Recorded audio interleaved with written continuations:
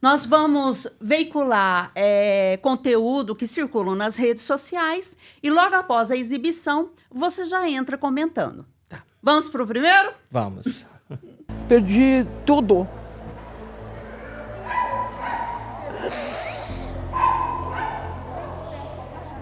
Eu tô muito triste, moço.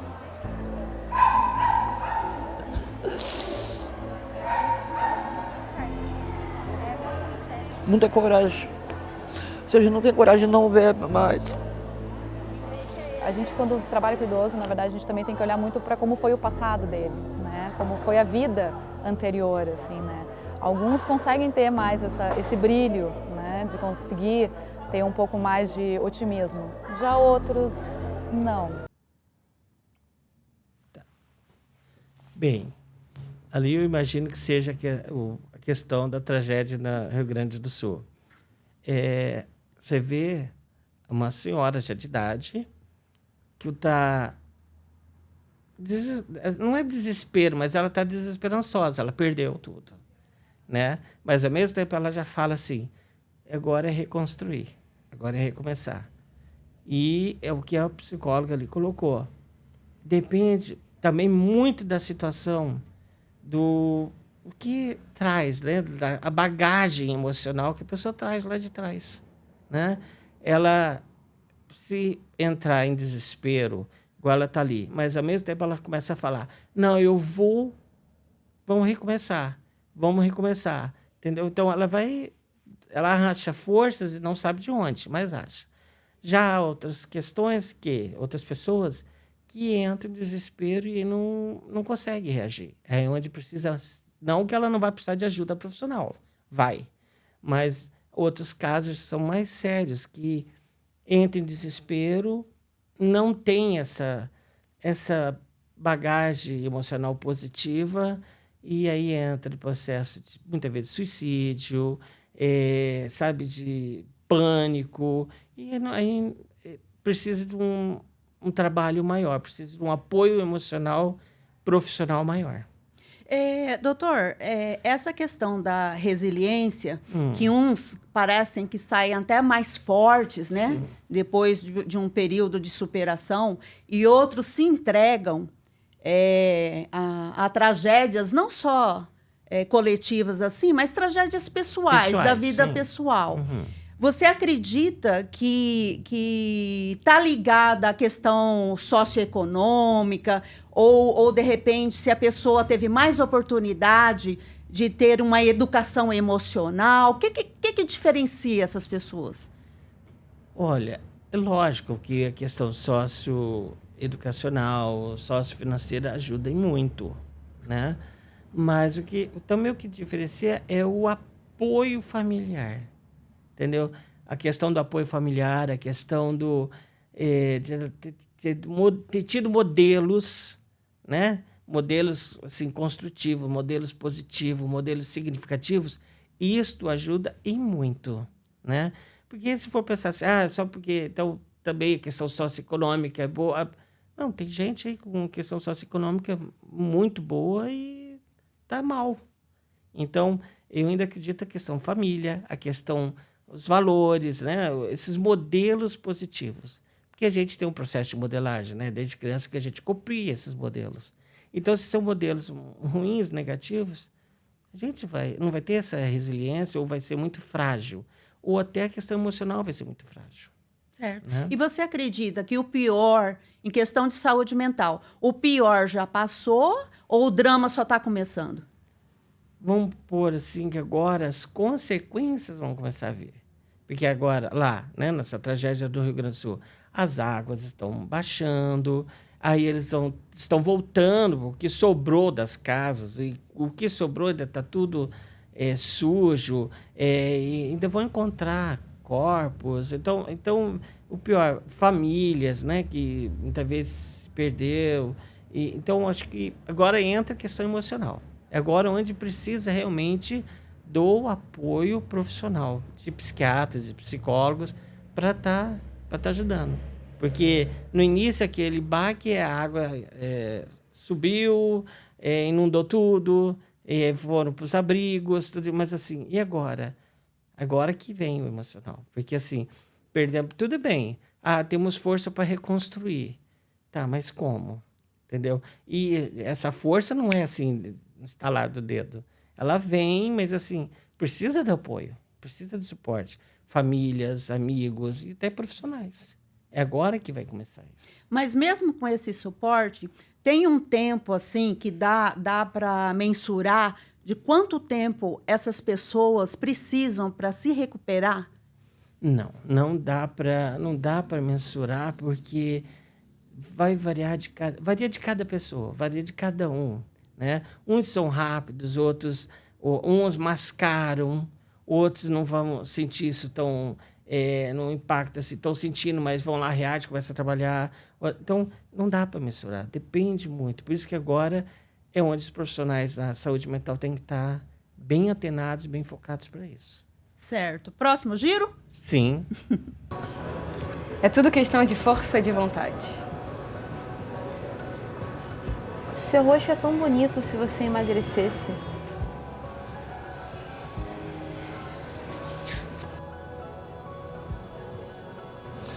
Depressão nem é doença.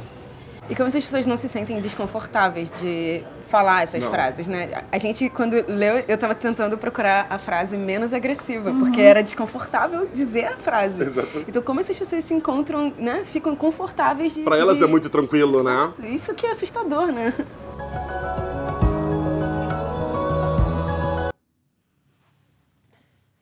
Não tem nada neutro ali. Até impacta, gente. Não existe nem palavras neutras. Eu sempre acho assim, a pessoa, porque é um bullying, né? A pessoa que faz não vai sentir. A pessoa que é a vítima, que recebe, vai sentir, né? Essa história de que a depressão nem é doença, né? Gente, a gente sabe que é doença. A gente sabe que é doença, que precisa tratar, tem graus, né? Porque se você não trata, quantos casos de suicídio, né, estão aí? Quantas crises de pânico que estão por aí, né? A questão do... Acho que estava mais que na hora, né? Principalmente a Globo está fazendo isso. Não sei se é por vontade ou se é por lei também. Estão colocando muitas pessoas negras, né? Trabalhando, pessoas acima do peso, né? Porque a gordofobia, ele fala assim, se você emagrecesse, ficaria bonito. Gente, não é na gordura. A pessoa, de repente, ela é o que ela é. Ela vai emagrecer por causa do outro, porque o outro está querendo. Que também é uma discriminação, né? Então, é o bullying meio que mascarado, mas é. Mas a gente, professor, trouxe, por exemplo, da minha geração, tem muita coisa que você trouxe de família, né? Aqueles dizeres que na época, assim, era comum. Ai, o criado mudo. Ai, denegrir a imagem de fulano de tal. E hoje, muitas pessoas não têm nem noção que certas palavras carregam Sim. o racismo, né? Sim, o criado mudo é uma prova disso. A gente fala criado, porque o criado mudo, criado era o escravo que trabalhava dentro da casa, do patrão, né? E mudo, ele não podia falar. Então era o criado mudo, né? Então eram questões assim muito, a gente é o que eu falo do racismo estrutural, que a gente muitas vezes não percebe, é muito sutil.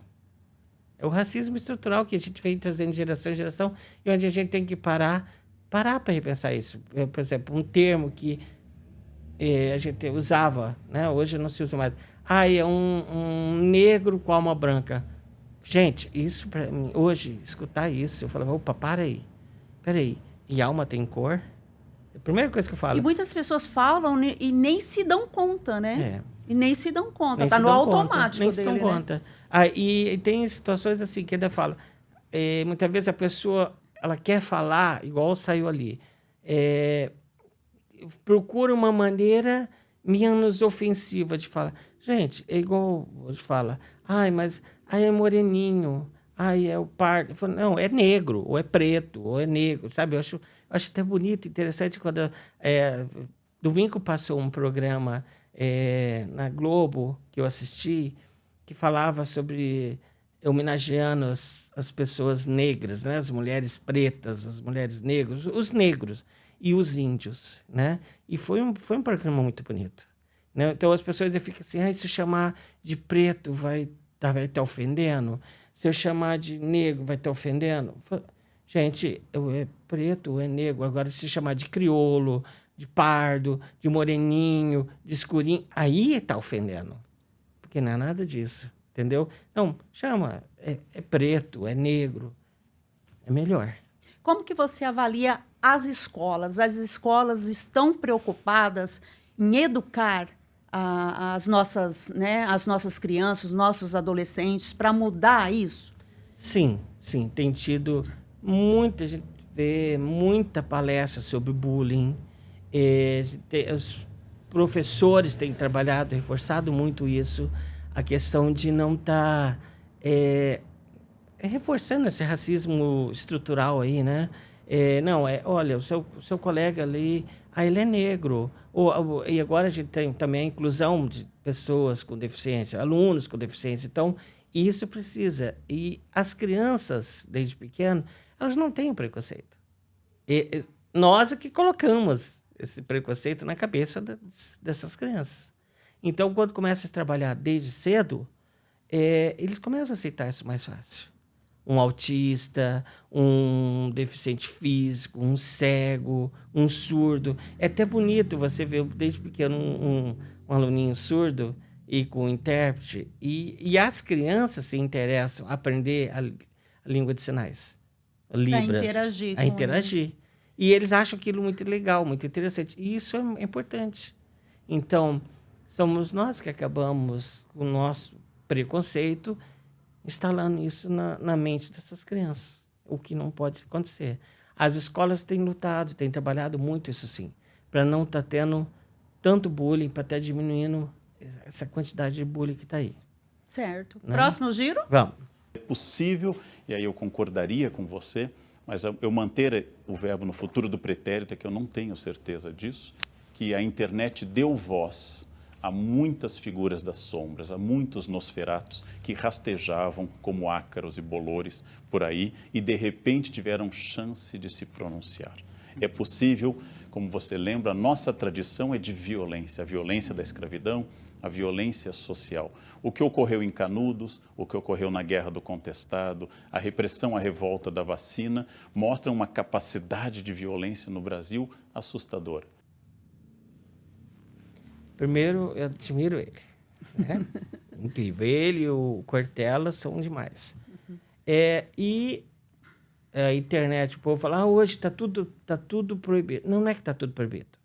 Hoje, a internet, as redes sociais, realmente deu voz. Deu voz ao que antes não era tão... não se tornava tão escancarado. Né? Aí, hoje fala assim, qualquer coisa... Não, hoje em dia tem uma... as pessoas estão sabendo mais, lógico, tem que saber também os deveres, né? Mas estão sabendo mais os direitos. Por exemplo, alguma coisa errada, não vai faltar uma câmera, um celular para tirar foto, para filmar, para mostrar e jogar na rede social. Então, hoje em dia, estão se denunciando mais o que antes era muito escondido, muito velado, né? Isso quer dizer, sempre existiu... Sempre existiu, só que não era tão... hoje é denunciado. Hoje se denuncia mais fácil. Hoje pode estar apontando. E tanto é que você vê. O problema das redes sociais é que ainda tem gente que acha que é uma terra sem lei. E não é. Hoje em dia tem crimes, cyberbullying é um exemplo, né? Que tem leis, sim. Você não pode simplesmente sair falando o que você pensa. Se eu tenho minha opinião, eu guardo para mim, né? Então, a gente está vendo aí tanta coisa, cyberbullying, intolerância religiosa e tudo, só que hoje em dia, ao mesmo tempo, alguns falam, acho que não vai ter problema nenhum, vai, porque as denúncias estão aí. Ao mesmo tempo que tem uns que concordam, os outros vão falar, não, mas não é bem assim que acontece. As redes sociais estão aí para isso, para denunciar também o que está errado, que antes era meio... Sabe a sujeira que colocava debaixo do tapete? Certo. E não, hoje em dia não mais, entendeu? Só que, infelizmente, tem pessoas que ainda se acham de jeito, posso falar tudo.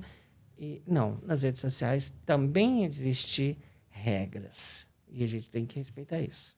Eu não sei se eu estou exagerando, mas eu acho assim, eu analisei esses dias que para abrir uma conta numa rede social, eles não exigem de você um laudo psicológico, um laudo psiquiátrico, não. uma certidão de bons antecedentes. E a gente tem que ter também a noção que ali encontra de tudo, né? Dá de tudo, Sim, né? dá de tudo.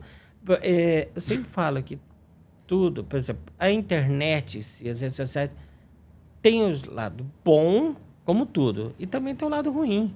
Então eu falo, por exemplo, quando eu chego para fazer uma avaliação neuropsicológica no consultório de uma criança de 12 anos que vai dormir 2 horas da manhã e os pais falam assim para mim, não sabem que eu só falta dar uma aula de como ser pai, né?